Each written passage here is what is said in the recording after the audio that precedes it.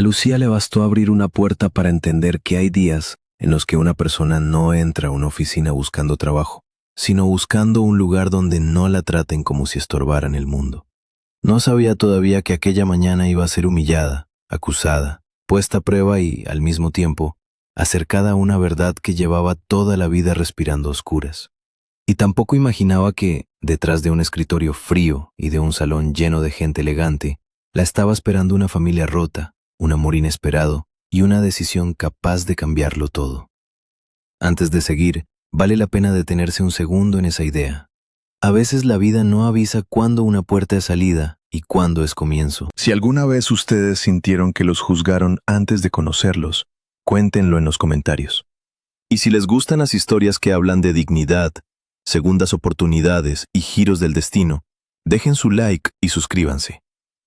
La joven empujó la puerta con 2 dedos, asomó apenas el rostro y saludó con una prudencia que parecía pedir permiso hasta para respirar. Del otro lado la recibió una voz seca, impaciente, de esas que no esperan a nadie con buena disposición. La jefa de recursos humanos, una mujer llamada Mónica, ni siquiera se molestó en ocultar el desprecio con el que la recorrió de arriba a abajo. Su mirada se detuvo en la ropa sencilla de Lucía, en el bolso gastado, en los zapatos limpios pero viejos, y después señaló con la barbilla la silla vacía frente a su escritorio. No hubo una sonrisa, ni una fórmula amable, ni un gesto básico de cortesía. Solo esa clase de silencio que ya acusa antes de que la otra persona diga la primera palabra. Lucía se sentó sintiendo que el respaldo la empujaba hacia afuera. Le dieron ganas de levantarse, disculparse y marcharse. Pero entonces recordó el motivo por el que estaba allí. La operación que su madre necesitaba, las medicinas que cada mes costaban más, las noches de estudio que llevaba encima para terminar la universidad a distancia y el miedo, muy concreto, de quedarse sin ninguna salida. Con ese pensamiento se obligó a sostenerle la mirada a la mujer del escritorio. ¿Y por qué deberíamos contratarla?, preguntó Mónica con una rigidez estudiada. ¿Qué tiene usted para ofrecerle a esta empresa? Lucía respiró hondo. Era su primera entrevista. Había imaginado nervios, preguntas difíciles, tal vez alguna objeción razonable, no aquel tono de interrogatorio, casi de burla. La verdad, no sé qué se acostumbra a responder en estos casos, dijo con honestidad, intentando suavizar el ambiente con una pequeña sonrisa. Es mi primera entrevista. Pero aprendo rápido. Soy responsable y necesito trabajar. La sonrisa se apagó sola. La otra mujer no la recibió. La aplastó. ¿Eso es todo?, soltó Mónica. ¿Necesita trabajar? También necesita trabajar media ciudad. Experiencia no tiene. Recomendaciones no trae. Y pretende que aquí le demos una oportunidad solo porque sí. Esto no es beneficencia. A Lucía se le encendieron las mejillas. No estaba acostumbrada a que la trataran de esa manera. Había conocido la escasez, el cansancio, el miedo a no llegar a fin de mes, pero no aquella forma abierta de humillación, tan gratuita y tan segura de quedar impune. Explicó, con la voz cada vez más baja, que estudiaba administración por correspondencia, que había terminado la escuela con honores, que no pedía trato especial, solo la posibilidad de empezar. Mónica dejó escapar una risa breve, áspera. Los diplomas colgados no limpian pisos ni sostienen una empresa, replicó. Aquí no necesitamos ilusiones, necesitamos gente útil. La frase le dolió más de lo que quiso admitir. Le dolió porque iba dirigida no solo a su falta de experiencia, sino a su valor como persona. Lucía apretó las manos sobre las rodillas para que no se notara el temblor. No tiene por qué hablarme así, murmuró. Estoy aquí por un trabajo, no para que me falten el respeto. La respuesta fue un error en aquel despacho. Mónica se incorporó de golpe, ofendida como si la hubieran desafiado en su propio reino. En mi oficina hablo como se me da la gana. Y si no le gusta, ya sabe dónde está la puerta. Fuera. Aquí no va a trabajar jamás. El grito llegó justo cuando los ojos de Lucía se le llenaban de lágrimas. No quiso llorar frente a ella, pero 2 gotas le corrieron por las mejillas con esa traición silenciosa del cuerpo, cuando el orgullo ya no alcanza para contenerlo todo. Y en ese instante, cuando la escena estaba a punto de terminar del peor modo, se oyó una voz masculina desde la entrada. ¿Qué está pasando aquí? Ambas se volvieron. Un hombre joven acababa de entrar al despacho. Traje oscuro, paso firme, presencia serena. No tenía la dureza pretenciosa de quien disfruta mandar, sino ese tipo de seguridad que no necesita elevar el tono para hacerse notar. Se acercó al escritorio, revisó unas carpetas y, antes de decir nada más, miró a Lucía con una calma inesperada. Mónica cambió de expresión al instante. Señor Adrián, solo estoy terminando una entrevista. La candidata no da el perfil, así que ya se iba. El recién llegado arqueó apenas una ceja. ¿Y cuál es el perfil exacto para un puesto de limpieza?, preguntó, hojeando unos documentos. Porque según entiendo, lo que nos falta aquí es personal dispuesto a trabajar, no gente nacida con títulos heredados. La mujer se removió, incómoda.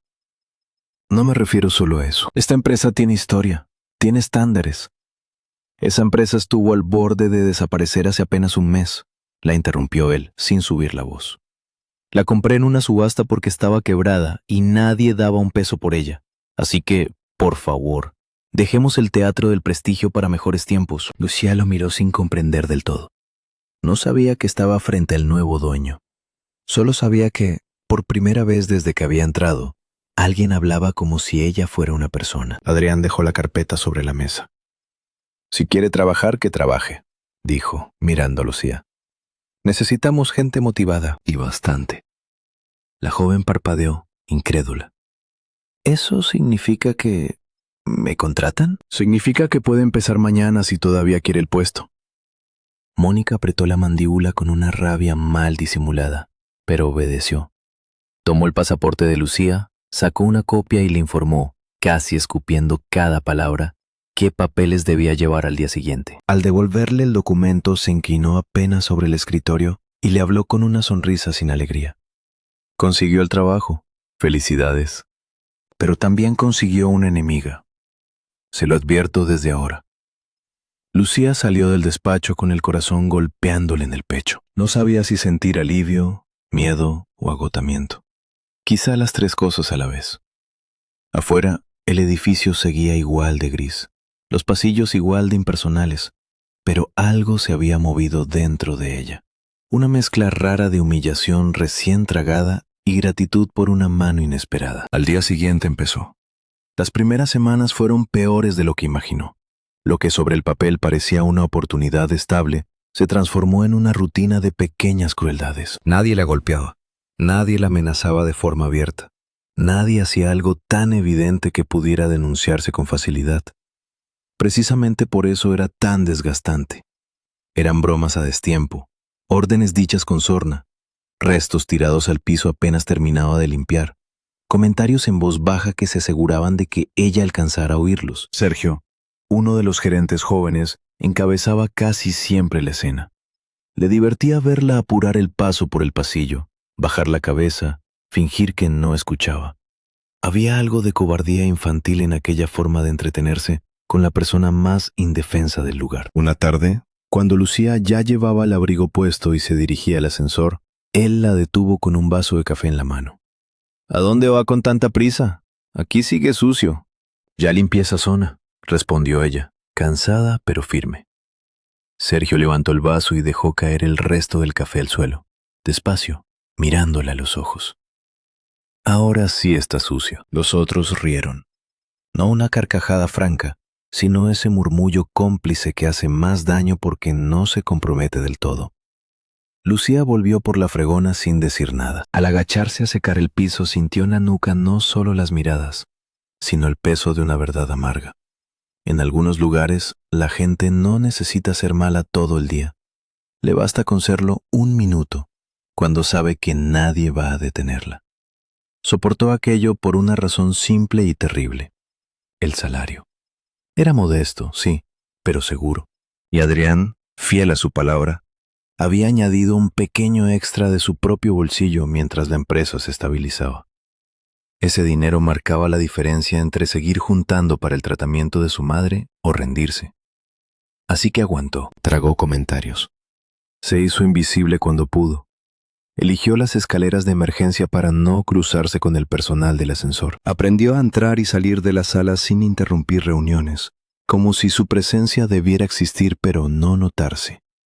No todo el mundo era cruel, pero la indiferencia general era casi lo mismo. Cada cual cuidaba su silla. La llegada del nuevo dueño había alterado jerarquías, expuesto incompetencias, recortado privilegios. Y en ese ambiente, Lucía era el blanco perfecto. Nueva, sola, pobre y sin respaldo aparente. Sin embargo, había algo en ella que ni siquiera quienes la despreciaban terminaban de ver. Debajo del uniforme sencillo, de la escoba y del balde, seguía estando la muchacha que estudiaba de noche, que anotaba fórmulas en cuadernos gastados, que entendía los números mejor de lo que entendía la maldad.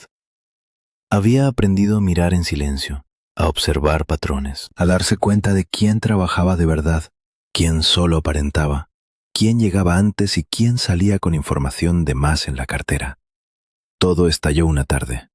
Lucía bajaba por la escalera de emergencia con la urgencia de quien solo quiere irse a casa antes de que alguien invente otra broma. Le faltaban pocos pisos para la salida cuando el guardia de seguridad, un hombre robusto llamado Ramiro, le cerró el paso. «Necesito revisar su bolso». Ella se quedó helada. «¿Por qué? Ya terminé mi jornada». «Recibimos un aviso», respondió él, imperturbable. Alguien intentaría sacar documentos sensibles del edificio. Lucía sintió que la sangre se le iba a los pies. Le tendió el bolso con manos frías, seguras únicamente de una cosa.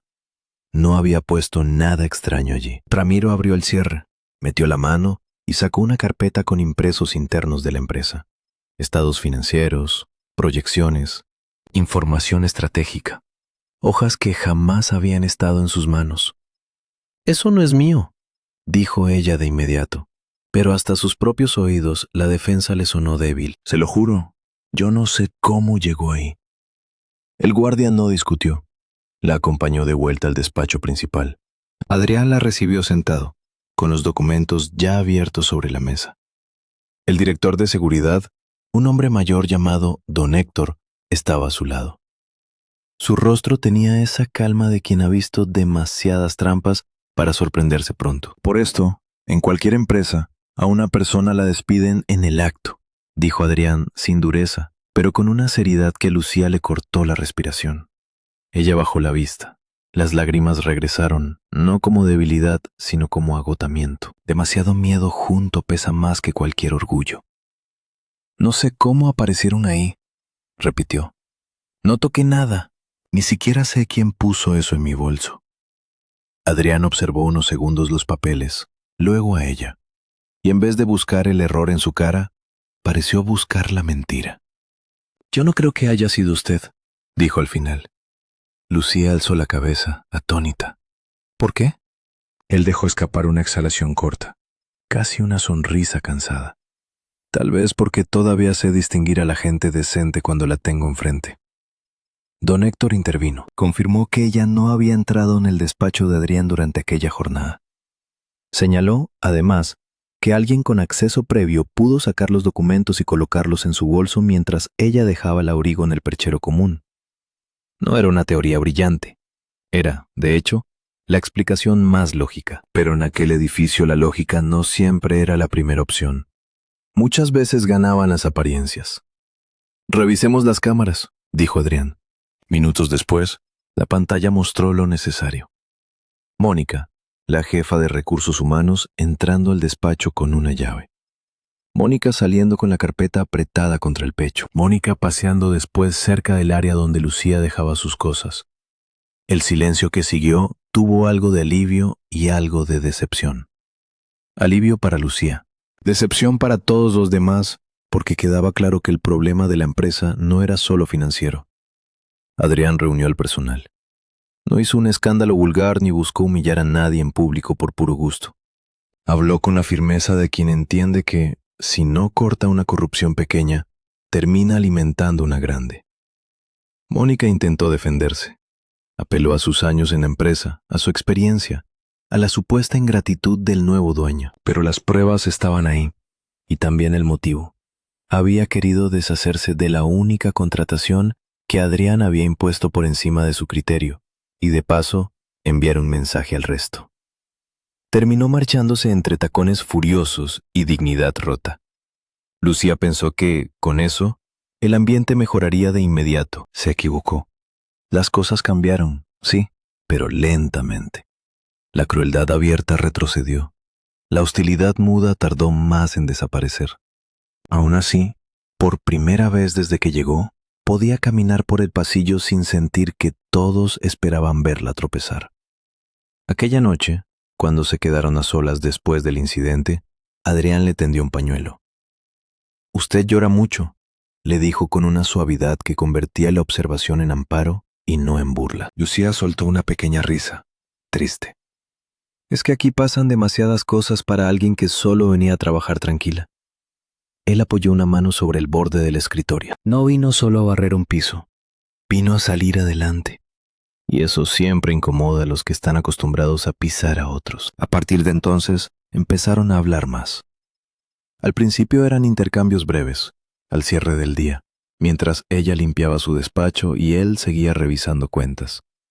Después fueron conversaciones un poco más largas, sobre la empresa, sobre el cansancio, sobre la costumbre de fingir fortaleza cuando por dentro uno ya va deshilachado. Lucía supo que Adrián había levantado su capital trabajando desde muy joven, que había apostado por aquella compañía porque veía potencial donde otros veían ruinas, y que dormía poco porque la deuda aún era grande y las responsabilidades se apilaban. Adrián supo que la madre de Lucía llevaba meses con problemas severos en las piernas, que el tratamiento era costoso y que la muchacha, por esa razón, aceptaba turnos dobles, ofensas y fatigas sin permitirse el lujo de renunciar. Una tarde, mientras ella quitaba el polvo de su escritorio, vio unos cálculos mal arrastrados en una hoja de proyecciones. Apenas dudó un segundo antes de hablar. «Aquí hay un error». Adrián levantó la vista. «¿Perdón?» Lucía se arrepintió al instante. Bajó la mano. Volvió al trapo. «Nada. Debe ser una impresión mía». Pero él ya se había puesto de pie. «No, muéstreme». Ella señaló una cifra. Explicó el corrimiento de una celda, el impacto que tendría en el resultado total, el modo correcto de recalcularla. Habló despacio, casi pidiendo perdón por saber. Adrián corrigió la hoja, hizo la cuenta mentalmente y luego volvió a mirarla con una sorpresa limpia, sin condescendencia. «¿Quién es usted exactamente?» Lucía se encogió de hombros. «Solo una chica de familia pobre». «No, eso no es una definición, es una circunstancia». Entonces le contó algo más, que estudiaba administración, que siempre le habían gustado los números, que si la vida hubiera sido un poco menos estrecha, tal vez ya estaría trabajando en otra cosa, que aún así no se quejaba, porque su madre le había enseñado a agradecer sin resignarse. Adrián la escuchó como si cada dato confirmara algo que ya intuía, que había tenido frente a sí a una persona valiosa en el lugar equivocado. La cercanía creció sin anuncio, no en gestos grandilocuentes, sino en detalles. Él dejaba sobre su escritorio una taza de té cuando la veía demasiado pálida. Ella ordenaba sus papeles con una precisión que le ahorraba media hora de búsquedas. Él preguntaba por la salud de doña Rosa. Ella aprendía a notar, por el modo en que soltaba la corbata, cuándo un día le había ido particularmente mal. Empezaron a confiar antes de darse permiso para nombrar esa confianza. Y justo cuando esa rutina empezaba a parecerles natural, apareció una grieta. Lucía oyó a la secretaria, Paula, comentar con el brillo indiscreto de quien vive alimentándose de rumores que Adrián estaba comprometido con una mujer de familia poderosa llamada Camila. La boda, al parecer, llevaba tiempo hablándose. Todo el mundo lo sabía menos ella, o eso sintió en ese momento. Y la noticia no le dolió como duele una traición, porque Adrián nunca le había prometido nada. Le dolió como duelen las ilusiones que uno ni siquiera se había permitido confesar. Desde ese día empezó a tomar distancia. Siguió haciendo su trabajo igual de bien. Siguió tratándolo con respeto, pero cuidó cada gesto. Menos tiempo en su despacho, menos conversaciones fuera de lo necesario, menos mirada sostenida. Era una forma de defenderse tarde, pero era la única que conocía. Adrián lo notó. No entendió la razón al principio, aunque sí el efecto. Algo cálido se había enfriado entre ellos. Pasó casi un mes antes de que volviera a abrirse de verdad. Lo hizo una tarde especialmente amarga, cuando Lucía entró a limpiar y lo encontró con el rostro opaco, como si llevara horas recibiendo una mala noticia sin terminar de asumirla. ¿Ocurrió algo?, preguntó ella con cautela. Él tardó en responder.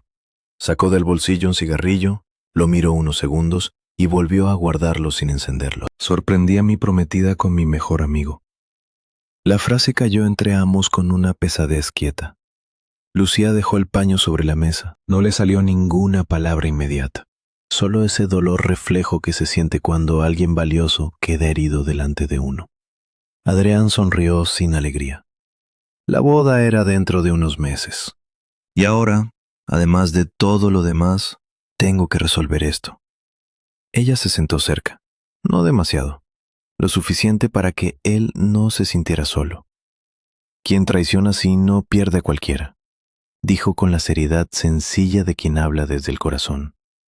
Pierde a alguien que sí sabía cuidar. Él la miró de un modo distinto, no con sorpresa, sino con cansancio agradecido. Ojalá todo fuera tan simple. La próxima semana llegan unos inversionistas importantes. Cuando aceptaron venir, yo todavía pensaba presentarles a mi prometida. La reunión será en un restaurante, en un ambiente más social. Ya sabe cómo funciona cierta gente. Miran balances, sí, pero también apariencias. Lucía frunció el ceño. Si son personas sensatas, entenderán que la vida cambia. No todos invierten con sensatez. Algunos invierten con ego. Hubo un silencio breve. Y luego Adrián soltó la idea como quien no tiene otra tabla a la cual aferrarse. Vaya conmigo. Lucía creyó no haber oído bien. ¿Qué? Solo por esa noche. No tendría que hacer nada extraordinario. Estar, sonreír, ayudarme a sostener la situación. Después todo termina y nadie vuelve a preguntarle nada. Ella abrió los ojos, desconcertada. Pensó en su ropa sencilla, en sus modales poco refinados, en la diferencia brutal entre su mundo y el de esa gente. Pensó también en lo mucho que había evitado acercarse a él para no sufrir más. Y pese a todo, vio en su mirada una necesidad real, no un capricho. Aceptó. Los días siguientes tuvieron algo de comedia nerviosa y algo de vértigo. Adrián se empeñó en comprarle un vestido, zapatos, un bolso discreto, accesorios sencillos. Lucía protestó porque le parecía demasiado gasto, demasiado lujo para una farsa, demasiado gesto para alguien que solo estaba ayudando. Él respondió que, si iba a pedirle semejante favor, al menos debía hacerlo bien. Entre escaparates y pruebas, ella descubrió una incomodidad nueva. No con la ropa, sino con la imagen de sí misma que jamás se había permitido imaginar. Adrián, viéndola salir del probador con un vestido color vino oscuro y el cabello recogido, tardó un segundo de más en responder. Y ese segundo fue suficiente para alterar el aire. «Le queda muy bien», dijo al fin. Lucía sonrió de lado. «¿Le sorprende?» «Me sorprende que todavía no sepa lo bien que le quedan muchas cosas». La noche de la cena llegó. El restaurante estaba lleno de luces cálidas, copas finas y conversaciones medidas. Un lugar donde la gente parecía entrenada para sonreír con exactitud y decir solo lo que convenía. Los inversionistas llegaron acompañados por esposas o parejas impecables. Las mujeres hablaban poco, observaban mucho y parecían conocer de memoria el arte de adornar una mesa sin ensuciar nunca la conversación. Lucía intentó imitar la calma de todos, pero por dentro el corazón le iba demasiado rápido. Adrián notó su tensión y, al apartarle la silla, le murmuró que nadie allí tenía derecho a hacerla sentir menos. Ella quiso creerle. Las presentaciones avanzaron, los brindis empezaron, los temas de dinero ocuparon el centro del salón. Entonces apareció el último invitado. Un hombre de unos 50 años, elegante, sin rigidez, de esos que transmiten poder más por costumbre que por exhibición. Se llamaba Esteban Salazar y era, según explicó uno de los presentes, la pieza clave del acuerdo. Esteban saludó a todos con naturalidad, dejó el portafolio sobre una silla vacía y al girarse hacia Lucía se quedó inmóvil. No fue una pausa cortés, fue un auténtico sobresalto. Su rostro perdió color, una mano le buscó el pecho, Por un momento pareció que iba a desvanecerse. ¿Se encuentra bien?, preguntó Adrián levantándose. El hombre respiró con dificultad, sin apartar los ojos de la joven. No, no puede ser.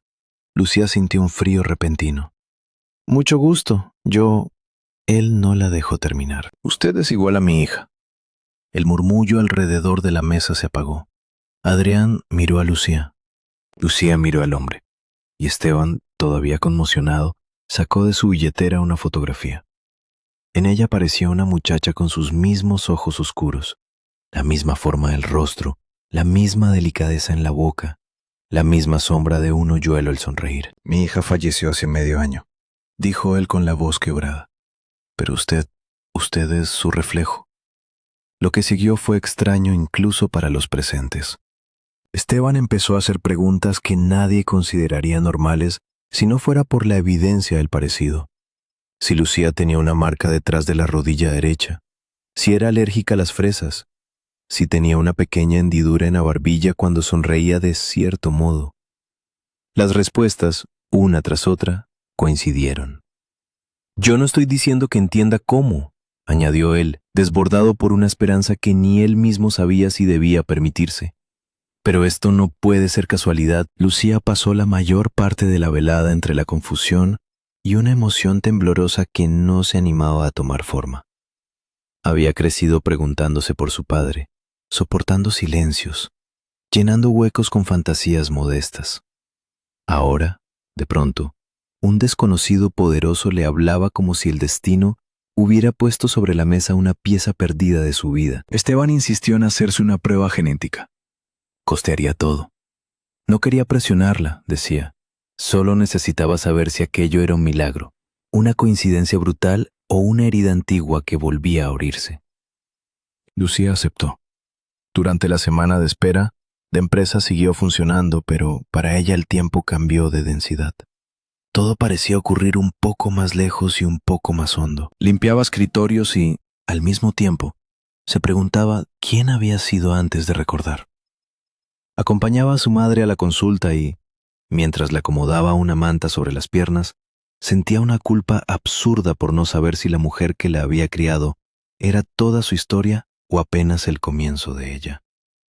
Doña Rosa, ajena aún a aquella tormenta, seguía preocupándose más por el cansancio de su hija que por sus propias dolencias. Lucía la veía descansar con esfuerzo en el sofá y reafirmaba su decisión de trabajar el doble si hacía falta. Ningún posible descubrimiento iba a cambiar lo esencial. Esa mujer había sido su madre de verdad en todo lo que de verdad importaba. Cuando por fin llegaron los resultados, Lucía, Adrián y Esteban se reunieron en el despacho principal. El sobre parecía demasiado pequeño para contener algo tan grande. Esteban lo abrió con manos tensas. Leyó una vez, luego otra. El resultado era negativo. A Lucía le ardieron los ojos, pero esta vez no lloró enseguida. Primero sintió vacío, después vergüenza por haber esperado tanto, luego tristeza, no solo por ella, sino por el propio Esteban, que en cuestión de días se había permitido recuperar una hija cuando todavía estaba aprendiendo a vivir sin la otra. No puede ser, murmuró él. Pedí 2 análisis distintos.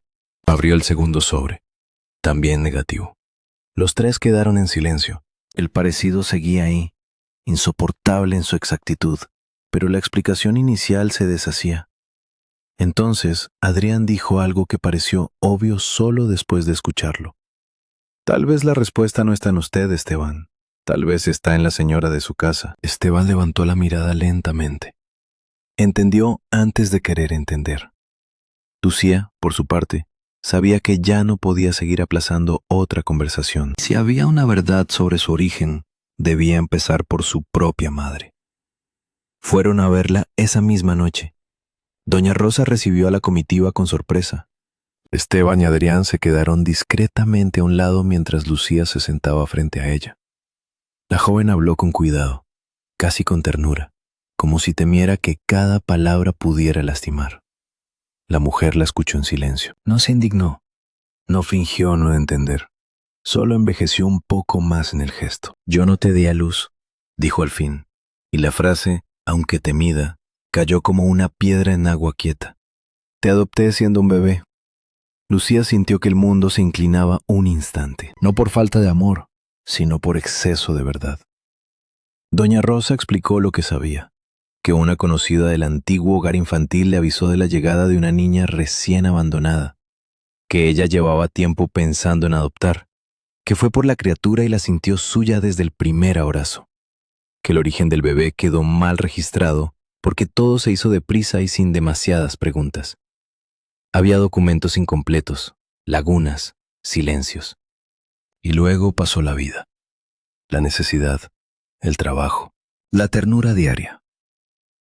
Con el tiempo, algunas respuestas dejaron de parecer urgentes. Lucía la abrazó llorando por fin. No de reproche, sino de alivio doloroso. Por un segundo temió haber perdido una madre. Lo que encontró fue otra cosa. La certeza de que el amor verdadero no depende de la sangre. Pero la sangre, aún así, a veces exige ser nombrada. Cuando salieron del departamento, Esteban ya no dudaba. Había demasiados vacíos, demasiadas coincidencias, demasiado parecido imposible. Prometió volver a la capital y hablar con su esposa, Beatriz. Si quedaba un hilo, estaba allí. Voló al día siguiente. La conversación con Beatriz fue larga, amarga y definitiva. Primero negó, después calló. Luego se quebró. Contó que años atrás, antes de que Esteban consolidara sus negocios, tuvo una relación fugaz con un antiguo novio mientras su marido pasaba largas temporadas fuera, levantando la empresa desde cero. De aquella historia nacieron 2 niñas. Ella, asustada por la precariedad, por la culpa y por la posibilidad de que todo saliera a la luz, tomó una decisión miserable. Dejó una de las bebés a cargo de terceros para que terminara en un hogar infantil lejos de su ciudad y se quedó con la otra. Esteban crió a esa hija como propia, la amó sin reservas y jamás sospechó que en alguna parte del país había otra niña creciendo con el mismo rostro. La confesión lo devastó, no solo por la infidelidad antigua, sino por la magnitud del abandono. Porque durante años había llorado la muerte de una hija sin saber que, en paralelo, la vida le había conservado otra. Porque la mujer con la que había compartido techo y recuerdos había decidido por ambos, y después había enterrado la verdad bajo capas de silencio. Cuando Esteban regresó, traía en la mirada algo quebrado y algo luminoso al mismo tiempo. Había perdido para siempre la imagen que tenía de su matrimonio, pero había ganado una oportunidad que jamás creyó posible. Lucía lo recibió en el despacho de Adrián con la respiración contenida. El hombre no habló enseguida. Se acercó y la miró como se mira una promesa tardía. «No soy tu padre biológico», dijo con honestidad. «Pero mi hija sí era tu hermana. Eran gemelas». Lucía cerró los ojos. La verdad no venía limpia. Traía dolor, abandono, culpa ajena, una hermana muerta a la que nunca conoció y una mujer, Beatriz, a la que no sabía si odiar o compadecer. Sin embargo, en medio de todo eso había también algo parecido a un regalo. Alguien la buscaba no por obligación, sino porque al verla, entendió que la vida le estaba devolviendo una parte de lo perdido. Esteban no intentó ocupar un lugar que no le pertenecía. No habló de deberes, ni de derechos, ni de imposiciones sentimentales. Solo le dijo que quería estar presente, conocerla, acompañarla si ella se lo permitía. Lucía aceptó con una prudencia emocionada.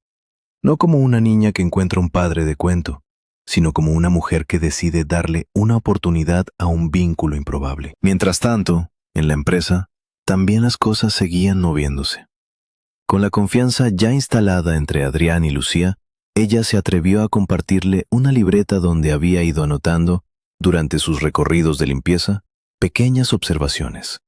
Departamentos donde nadie hacía nada útil, gastos que se duplicaban, nombres de empleados que desaparecían durante horas, circuitos internos de desorden que parecían diseñados para que el dinero se evaporara sin dejar huella. No era espionaje, era atención. Durante semanas había visto demasiado como para fingir ceguera.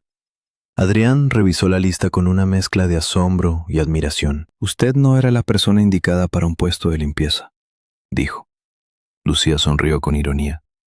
«Eso ya me lo habían hecho sentir, pero por razones menos nobles. Con el respaldo económico de Esteban y una auditoría externa, Adrián empezó a reorganizar la compañía. Salieron empleados inútiles, entró personal nuevo, se corrigieron fugas de dinero y se ordenaron procesos. En medio de ese cambio, Lucía pasó de limpiar despachos a colaborar directamente con dirección. No ocurrió de un día para otro ni por favoritismo romántico, sino porque había demostrado criterio, disciplina y una inteligencia que por fin dejaba de esconderse detrás de una escoba. Aún así, el cambio más delicado no era profesional, era sentimental. Entre papeles, reuniones y silencios cada vez más cargados, Adrián empezó a comprender que ya no la miraba solo con gratitud o aprecio. Y entendió también que el miedo podía arruinarlo todo si seguía disfrazándolo de prudencia. Esteban, que observaba más de lo que decía, terminó cansándose de aquella torpeza elegante de los dos. Una mañana, cuando Lucía entró con nuevos reportes en la mano, Esteban estaba ya sentado en el despacho. «¿Llega la luz y se nota?», comentó con una sonrisa. Ella frunció el ceño, divertida. «¿Hablan de mí?». Adrián se puso tenso de inmediato, pero Esteban no le dejó espacio para esconderse. «Hablo de que este muchacho necesita aprender que hay cosas que solo se resuelven diciendo la verdad». Lucía miró a Adrián. Él evitó sus ojos por un segundo, y eso bastó para que ella comprendiera más de lo que cualquier discurso habría explicado. «No quiero perder lo que tenemos», dijo él al fin, con una sinceridad que le tembló en la voz. «Pero tampoco quiero seguir fingiendo que solo te veo como una colega o como una amiga. Desde hace tiempo significas mucho más para mí». Lucía apretó los dedos alrededor de las hojas que llevaba. Había imaginado aquella posibilidad tantas veces que, al hacerse real, casi no supo sostenerla. «Yo también traté de convencerme de que era mejor no sentir nada», respondió, «porque pensaba que tú pertenecías a otro mundo. Y luego pensé que estabas comprometido, y después creí que lo más digno era quedarme callada. Pero callarme no cambió nada». Esteban se levantó con la discreción satisfecha de quien ya cumplió su parte. «Bueno», dijo, tomando su portafolio, «mi trabajo aquí está terminado. Ahora les toca a ustedes no complicar lo evidente». Cuando quedaron solos, el silencio ya no pesó. Se volvió cercano. Adrián dio un paso, luego otro, como si incluso en eso quisiera respetar el tiempo de ella. Lucía sonrió apenas, y cuando al fin él la abrazó, lo hizo no como quien conquista algo, sino como quien llega a un lugar que llevaba tiempo buscando. Se besaron con la emoción contenida de los que habían aprendido a sostenerse antes de atreverse a tocarse. No había espectáculo, ni promesa exagerada, ni necesidad de adornar lo que por fin era simple. Se habían elegido. Los meses siguientes fueron de trabajo duro y de una calma nueva. Doña Rosa, gracias a lo que Lucía había ahorrado y a la ayuda que aceptó recibir solo cuando ya no sonó a limosna, pudo someterse al tratamiento que necesitaba y luego hacer una rehabilitación seria. La empresa dejó atrás lo peor de la crisis. Esteban se volvió una presencia estable, discreta y cariñosa. No sustituyó a nadie, no exigió nada, pero estuvo. A veces la vida no repara una pérdida, apenas pone a su lado algo que la vuelve menos insoportable. Y Beatriz quedó fuera. No hubo venganza ruidosa, solo consecuencias. Algunas traiciones no terminan en gritos, sino en puertas que ya no vuelven a abrirse del mismo modo. Esteban jamás consiguió perdonar del todo, aunque con el tiempo el rencor perdió volumen. Lucía, por su parte, decidió no permitir que el abandono definiera su identidad. Había sido dejada, sí, pero también había sido encontrada, criada con amor y luego reconocida por quienes supieron verla. Un día, al revisar nuevas contrataciones, Adrián bromeó con que la compañía se había salvado en menos de un año gracias a una joven a la que pensaban dejar fuera por no saber responder bien una entrevista. Lucía le recordó, riéndose, que a veces la gente más valiosa entra a una empresa por la puerta más pequeña. Él contestó que, desde entonces, desconfiaba un poco más de los currículums impecables y confiaba mucho más en la mirada. Poco después le propuso matrimonio de una manera sencilla, sin restaurante lujoso ni escena preparada. Solo a ellos dos, al final de una jornada, en el mismo despacho donde tantas veces habían hablado del miedo, del dinero, de la lealtad y del cansancio. Lucía lo escuchó con lágrimas tranquilas, de las buenas, y dijo que sí. Cuando se lo contaron a Esteban, el hombre fingió una indignación solemne. Al fin, dijo, pensé que iban a dar vueltas hasta la vejez. Los tres se rieron, y en esa risa había algo que la propia Lucía reconoció como un milagro discreto. No el milagro de una vida perfecta, sino el de una vida que, después de tantos golpes, por fin encontraba un ritmo donde respirar. Porque al final no fue el lujo del restaurante lo que la cambió, ni el hallazgo de una familia inesperada, ni siquiera la oportunidad profesional que tanto necesitaba. Lo que realmente transformó a Lucía fue descubrir que el valor de una persona no depende del puesto que ocupa cuando la miran desde arriba. Hay quienes barren pisos y ven más claro que los que firman balances. Hay quienes llegan a un lugar temblando y terminan sosteniendo a todos. Y hay quienes, después de ser tratados como si no valieran nada, aprenden a no aceptar nunca más una medida tan pobre de sí mismos. A veces la vida deja a alguien a la puerta equivocada para que, muchos años después, pueda entrar por la correcta. Y cuando eso ocurre, no siempre se recupera lo perdido, pero sí se entiende algo esencial. El amor que de verdad cuenta no humilla, no usa, no esconde, no teme reconocer. Se queda, cuida, y cuando llega tarde, aún así ilumina. Si esta historia les recordó a alguien, o si alguna vez ustedes también sintieron que lo subestimaron antes de tiempo,